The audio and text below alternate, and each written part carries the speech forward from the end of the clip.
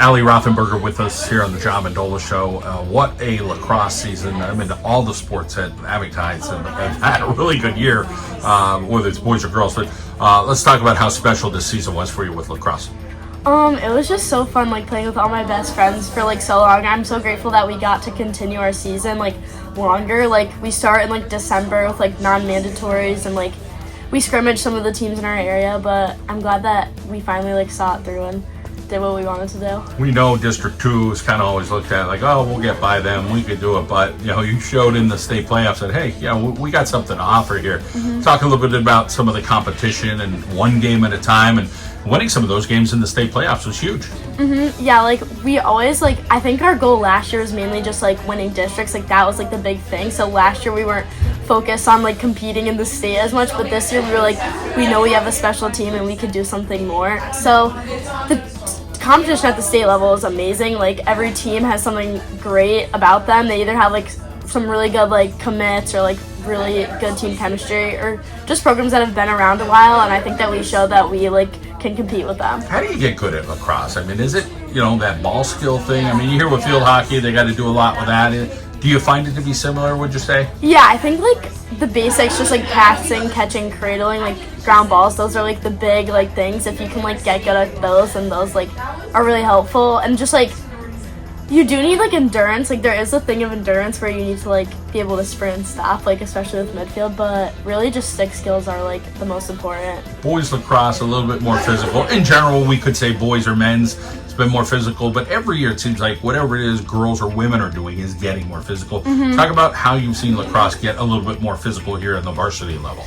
Yeah, like, I started playing going into, like, 7th grade, like, 6th grade even, like, and just, like, we weren't allowed to check or like, like, when you hit someone else's stick, like, we weren't allowed to do that. And now, like, they're having it where you can check below the hip now, you can check below the shoulders, and now it's just everything but in, like, near your face. So I think, like, it's fun because, like, playing defense is more, like, physical, and you can, like, use your stick more.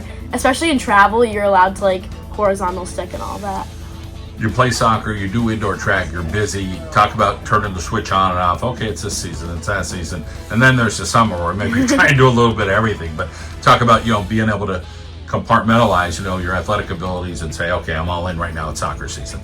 I think a lot of that comes from, like, the drive of, like, my teammates and my coaches. Like, they know that, like, I'm busy and do a lot, but I think that giving 100% of, like, whatever I'm doing is, like, just something I grew up, like, learning. So I'm never, like, thinking about, like, soccer when I'm at lacrosse. Like, I think I'm just, like, focused, and I think a lot of that came from our team. Like, we were all driven. Coach Davis just comes across as, boy, she seems like a nice person, but she probably has some of that competitiveness in her that she brings out in you girls. Talk a little bit about, like, seeing her in a different light at times when it's in the heat of battle. Right, like, I think we all get like that, like, at halftime in the state quarterfinals when we were down. Like, we've never been down before at all. So being down 3 at half was, like, something new for us, and I think she knew that, like, she needed to give us, like, a more firm halftime talk and be like, okay, like, this is where we need to prove that we can come back from being down.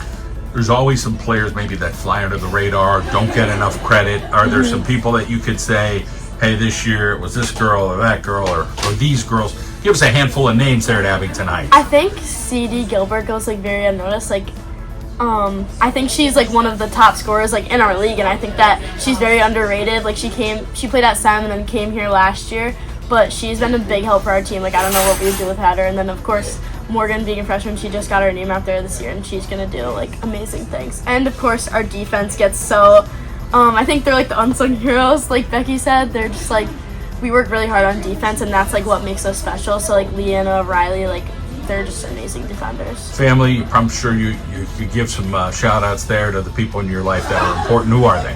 My mom and my dad and my brother and my sister. Even though my brother and sister don't live, like, at home, they've always been, like, really supportive. Like, they text me before every game, and they're just, like, really encouraging. Good for you. Congratulations on a wonderful season. Thank you. All the best. Thank you.